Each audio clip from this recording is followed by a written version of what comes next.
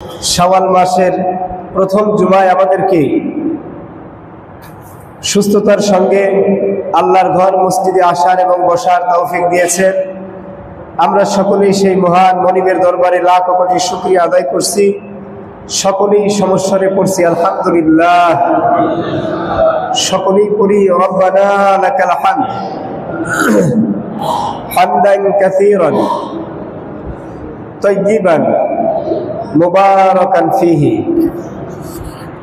শতকোটি দরুদ ও সালাম সাইয়্যিদুল মুরসালিন আশরাফুল আলামিন শাফিউল মুজনবিন, নবীদের নবী রাসূলদের রাসূল মদিনার বুলবুল জনাবে মুহাম্মদ রাসূলুল্লাহ সকলে পড়ি সাল্লাল্লাহু আলাইহি ওয়াসাল্লাম। সম্মানিত উপস্থিতি, আমরা রমজানুল মুবারকে দীর্ঘ সময় তাকওয়াবান পরহেজগার মুমিন ব্যক্তিদের সম্পর্কে আলোচনা শুনেছি।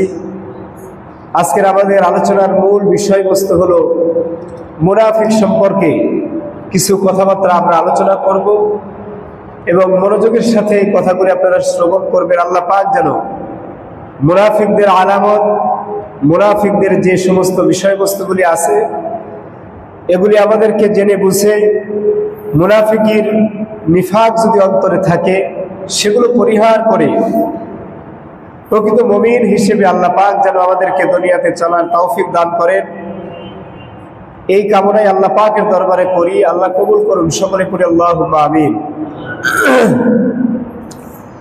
সম্মানিত উপস্থিতি, পৃথিবীতে যত মানুষ আছে এই সকল মানুষকে আল্লাহ পাক রব্বুল আলামিন তিনটি ভাগে বিভক্ত করেছেন। জোরে বলেন কয়টি ভাগে? তিন ভাগে বিভক্ত করেছেন। নাম্বার এক, আল্লাহ পাক রব্বুল আলামিন তার দাসত্ব, তার গোলামি যে সমস্ত বান্দারা করবে তাদেরকে মুমিন বলে আখ্যায়িত করেছে।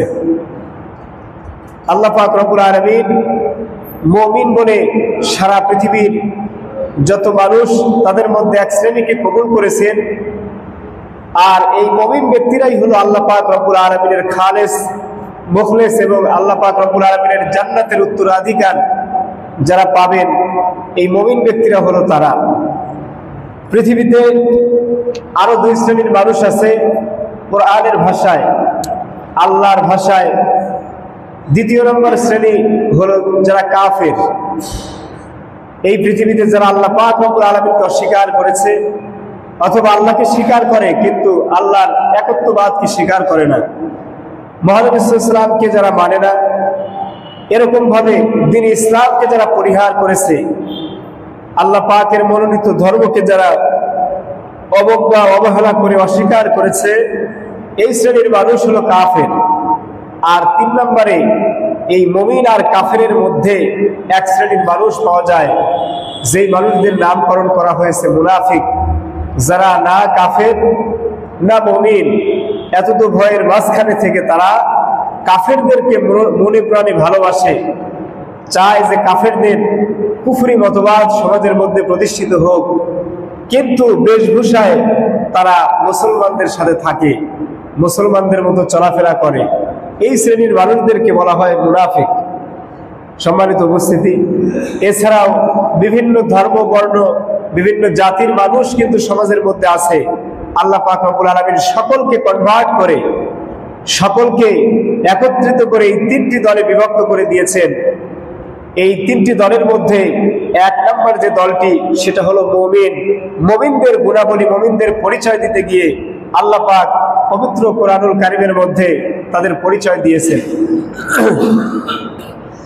আল্লাহ পাক রব্বুল আলামিন বলেন, ইন্নামাল মুমিনুনা আল্লাযীনা ইযা যুকিরাল্লাহু ওয়াজিলাত কুলুবুহুম ওয়া ইযা তুলিয়াত আলাইহিম আয়াতুহু যাদাতুহুম ঈমানা ওয়া আলা রাব্বিহিম ইয়াতাওয়াক্কালুন। আল্লাহ পাক রব্বুল আলামিন এই একটি আয়াতের মধ্যে মুমিনদের কিছু গুণাবলী বলেছেন।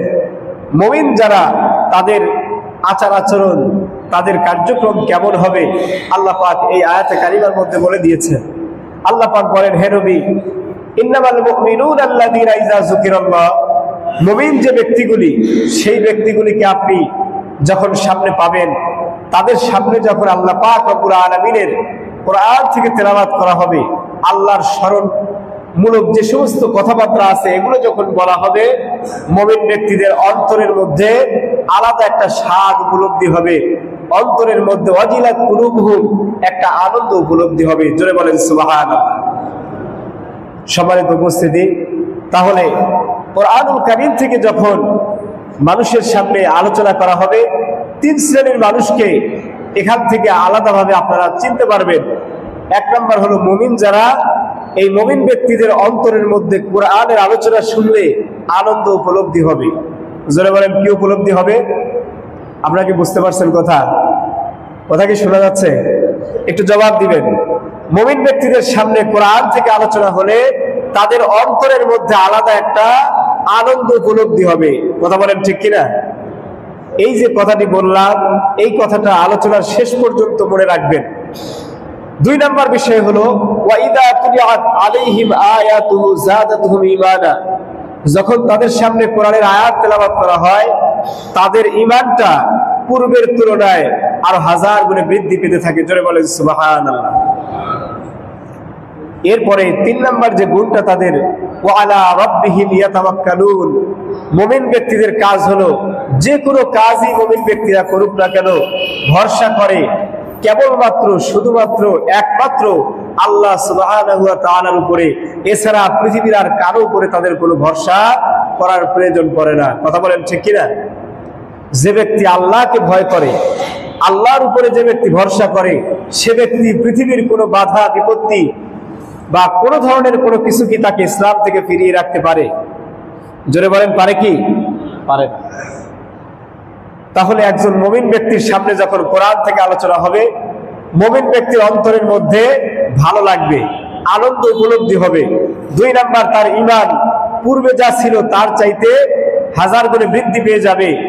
তৃতীয় নাম্বার হলো মুমিন ব্যক্তি যা কিছু করবে একমাত্র আল্লাহকেই ভয় করবে, আল্লাহ সুবহানাহু ওয়া তাআলা ছাড়া আর কারো উপরে তার ভরসা নাই, কারো উপরে তার কোনো রকমের কোনো বিশ্বাস ভরসা বা কোনো আল্লাহ ছাড়া অন্য কোনো ইলাহের প্রতি তার কোনো চিন্তা চেতনা থাকবে না, আশা ভরসা থাকবে না। শুধুমাত্র কেবলমাত্র আল্লাহ তাআলাকেই ভরসা হিসেবে সে নিবে।